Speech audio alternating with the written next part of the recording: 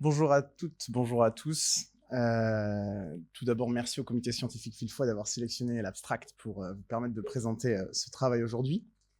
Donc, je suis Samuel Amata, je suis MCUPH en biologie cellulaire. J'exerce au laboratoire de biologie des tumeurs au CHU de Bordeaux, donc en biologie moléculaire somatique des cancers. Et j'effectue mon activité de recherche au sein de l'unité INSERM 1312, donc Bordeaux Research in Oncology.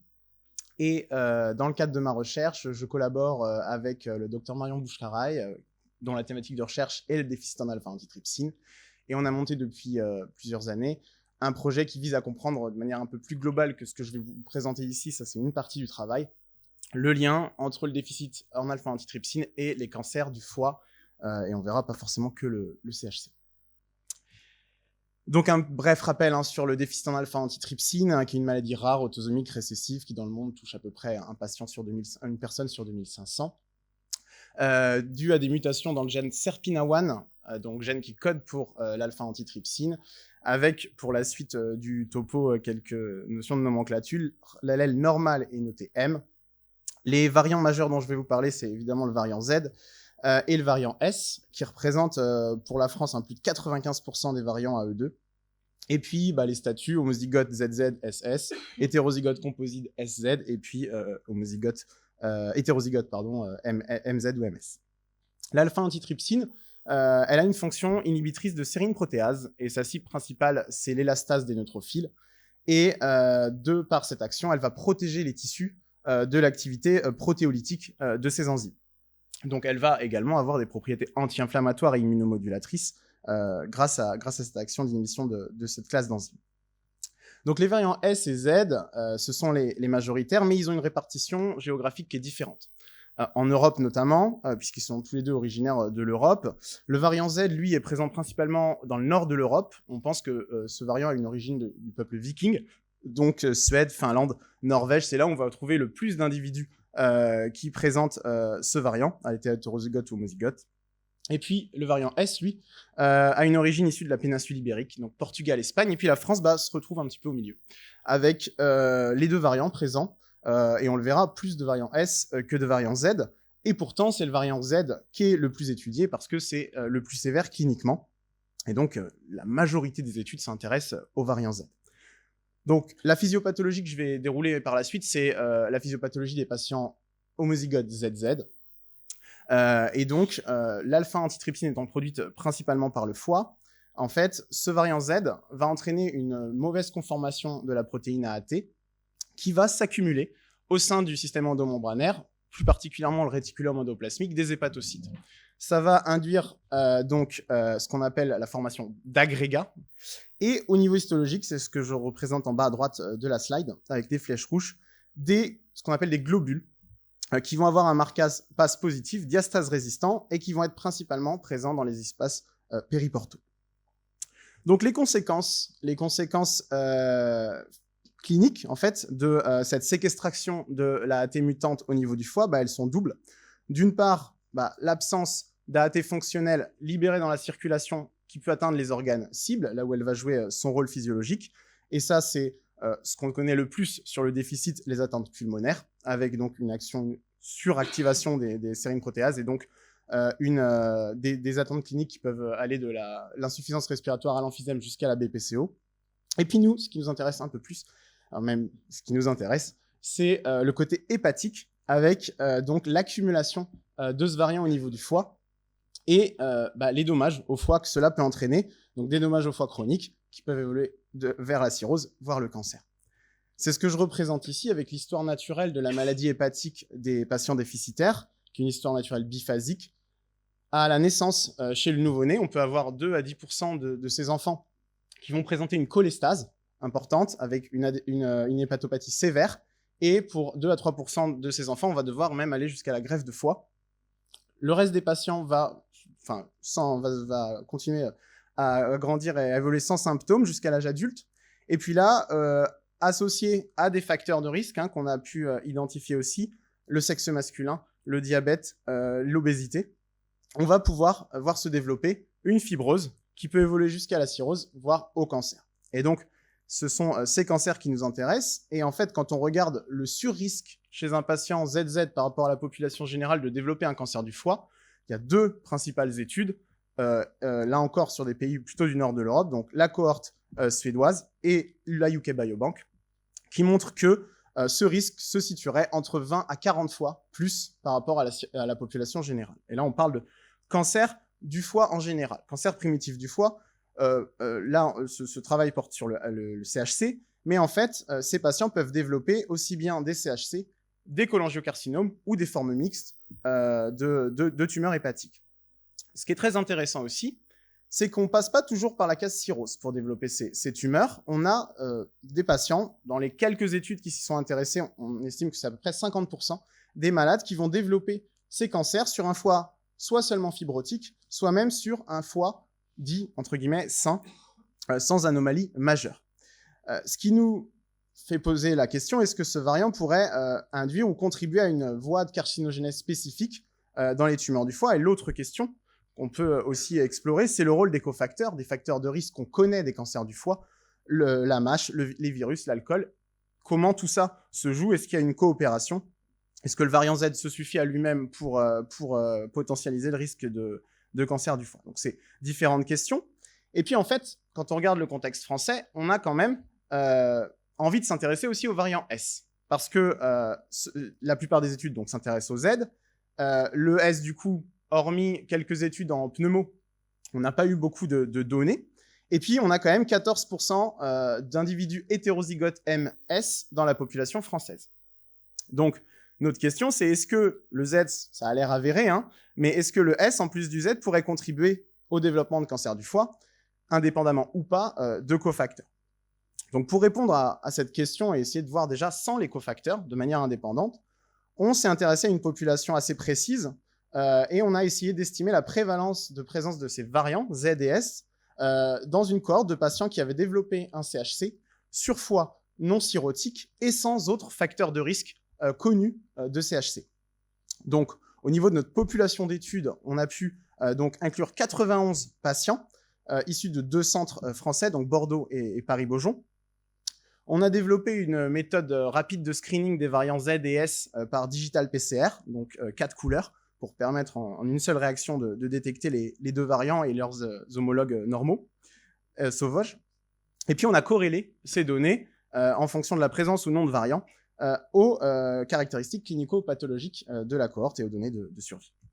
Donc, on partait d'un screening sur à peu près 3000 patients au global, pour réduire en enlevant les patients qui avaient un facteur de risque connu à environ 300. Et puis, il y avait les patients qui n'avaient pas de consentement génétique et ceux qui avaient un foie cirrhotique. On a donc une population de 91 patients, principalement 60% d'hommes, des stades de fibrose 0 ou 1, donc respectivement à 50 et 30%, le reste en 2 ou 3, des métastases pour 80% des patients et une récurrence dans 40% des cas. Au niveau des données du génotypage, donc, on identifie sur nos 91 patients 21 malades qui ont au moins un allèle du déficit dans notre population. Alors, il n'y a pas beaucoup d'études pour se comparer un petit peu, mais il y a notamment une étude en population française générale qui date de 2015, et puis différentes études, deux de la UK Biobank, soit en population générale, soit dans les cancers du foie primitif spécifiquement, et une autre étude dans les cholangiocarcinomes sur des patients aux États-Unis. Et donc, on voit que cette proportion, en tout cas là, sur notre faible effectif, mais on a une proportion qui semble être significativement supérieure à ce qu'on devrait trouver, comparé à ces autres études. Si on regarde maintenant le génotypage de manière plus précise, en fait, sur ces 21 patients, on a 18 patients hétérozygotes MS, 2 patients MZ et un patient SS, donc homozygote pour le variant S. Pas de patients hétérozygotes composites, ni de patients ZZ dans cette cohorte. Et là encore, au niveau de la proportion en fait, des MS de la cohorte, il semble qu'il y en ait plus que dans les autres études. Au niveau de la corrélation avec les données clinico-pathologiques, on a un seul critère qui ressort entre les cohortes qu'on a appelées AATD, mais c'est présence d'au moins un variant du déficit versus les patients qui avaient 2 allèles sauvages, c'est le sexe, puisqu'on a plus d'hommes dans la cohorte AATD, dans le sous-groupe AATD que dans le groupe sauvage. Et par contre, sur le reste des critères, que ce soit l'âge, l'IMC, le stade de fibrose, le mode de découverte ou les critères de survie, pas de différence significative entre les deux groupes. Mais ce qui nous a particulièrement intéressé, et je vous ai parlé des globules pour le Z, c'était au niveau histologique d'aller regarder chez ces patients est-ce qu'on voyait des caractéristiques particulières par rapport aux autres. Et on a pu identifier sur la vingtaine de cas qu'on a testé, enfin qu'on a regardé en histologie, la présence donc de globules passe-diastase résistants dans les zones non tumorales. Donc pour 7 cas, 6 cas hétérozygotes et 1 cas homozygote. Ce n'était pas détecté de manière inattendue dans les MZ, dans les hétérozygotes Z. Et par rapport à ce qui est décrit pour les globules des patients homozygotes ZZ, on avait des globules qui sont marqués par les flèches rouges. Et effectivement, vous voyez, c'est petit, mais on les voit qui sont plus focaux, plus petits, plus faiblement positifs. Donc ce qui diffère vraiment des globules classiquement décrits dans les homozygotes ZZ. Par contre, et ça c'est une constante, il n'y a jamais d'agrégation ou de globules mis en évidence dans les tumeurs. Donc ça, il y a sûrement un mécanisme physiopathologique qui explique que la tumeur ne garde pas ou permet l'inhibition de la formation de ces agrégats. Donc en conclusion et perspective, cette prévalence accrue de variant S, bon, bah, elle nous laisse un peu sur notre faim. On a envie de savoir vraiment, est-ce que du coup il y en a vraiment plus? Donc là, il va falloir le confirmer sur des cohortes plus larges. Et idéalement avec des cohortes contrôle, mais c'est pas toujours facile. Du coup, si c'est confirmé, est-ce que ce variant a un impact sur le phénotype hépatique? Est-ce qu'il est associé ou non à des cofacteurs? Est-ce que ça peut potentialiser son rôle pathogénique? Et donc ça, l'idée est d'aller voir la prévalence de ces variants, non plus dans une population très sélectionnée comme ça, mais sur une population de cancer du foie, enfin d'hépatocarcinome global, avec les cofacteurs de risque, avec les foies cirrhotiques, non cirrhotiques, pour essayer de comprendre de manière un peu plus globale si on a un lien ou pas. Et puis côté plus physiopathologique fondamental, bah, la présence de ces agrégats qui sont classiquement décrits que dans les patients qui ont un LLZ. Hein. C'est vraiment, dans l'idée générale, c'est le variant Z qui agrège et les autres, pas vraiment. Mais on montre quand même qu'il y a, certes, une agrégation, elle est minime, mais qu'elle est là. Et donc, se pose des questions sur la process de formation, sur l'acquisition éventuellement de mutations somatiques. On verra avec la présentation plus tard que voilà, c'est un mécanisme qui pourrait peut-être avoir lieu. La composition de ces globules, leur potentiel pathogénique, bah, au même titre que le variant S. Et puis, bah, toujours la nécessité d'aller au génotypage parce que voilà, sur la présence de globules seuls, on ne peut pas forcément du coup être fiable sur le génotype S, Z ou autre. Donc, faut toujours aller plus loin. Voilà, je vous remercie pour votre attention et disposé à répondre à vos questions.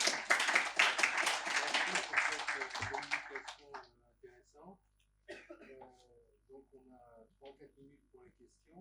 Et je vais commencer par vous taquiner parce qu'il y a une question qui a animé, si je veux dire, le groupe de recherche au moment où on a sélectionné. Est-ce que ça va être mieux? Ah oh là là, c'est beaucoup mieux.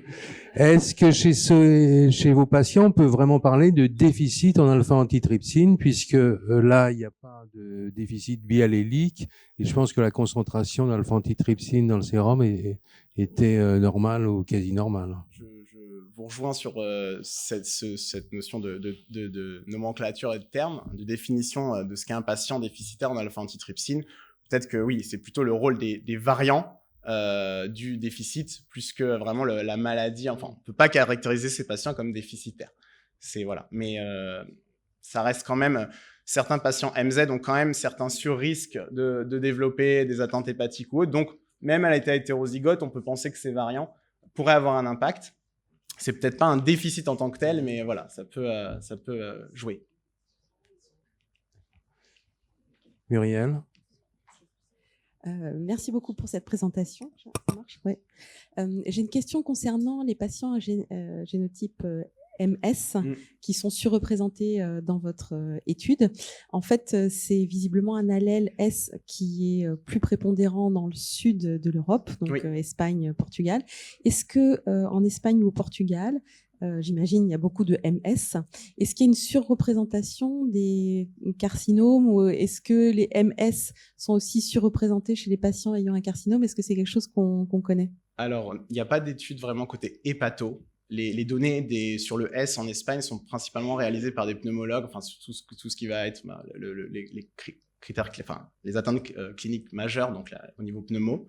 Et on commence à voir chez notamment les homozygotes SS qu'on pensait vraiment être un variant sans forcément d'intérêt, un surrisque pour le développement d'atteinte pulmonaire, mais au côté hépato, il n'y a vraiment pas de données encore. Et même chose en France, en fait, est-ce qu'on connaît, parce qu'il y a beaucoup de mixage entre les Français souches et Espagne, Portugal, donc peut-être qu'on a une surreprésentation de S en France qui serait Alors, il y avait quand même une la étude... raison des MS Ouais. surreprésentés dans votre... On a quand même une étude française dans nos études comparatives. Après, on est sur un faible échantillonnage. On est à Bordeaux. Peut-être qu'à Paris, c'est différent. Enfin, voilà, ça, c'est des choses aussi. On a inclus des patients de Paris, mais c'est pas la majorité de la cohorte. Donc, ça aussi, peut-être que comme on est plus proche de l'Espagne, à Bordeaux, il y a plus de S. C'est des choses qu'il faudra confirmer, voilà, je pense, de manière plus large. Et voilà, j'ai pas de fin sur le... Ok, merci. C'est effectivement une question. Juste, oui, Pierre-Emmanuel, une dernière question. À la fois naïve et un peu sur le côté du sujet. Qu'est-ce qui explique la différence des formes pédiatriques et adultes? Autrement dit, les formes pédiatriques, tu as rappelé petite proportion de la population qui se manifeste chez les tout petits. Et puis après, tous ceux qu'on voit, c'est pas du tout la même présentation. Non.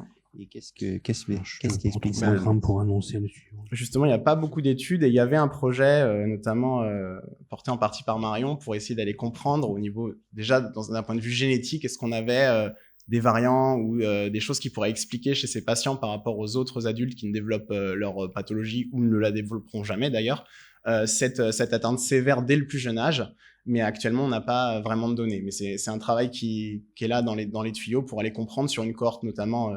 je ne me rappelle plus le nom de la cohorte, mais une cohorte de patients pédiatriques déficitaires, de comparer déjà au niveau génotype, est-ce qu'on a des variants associés qui pourraient entraîner un surrisque.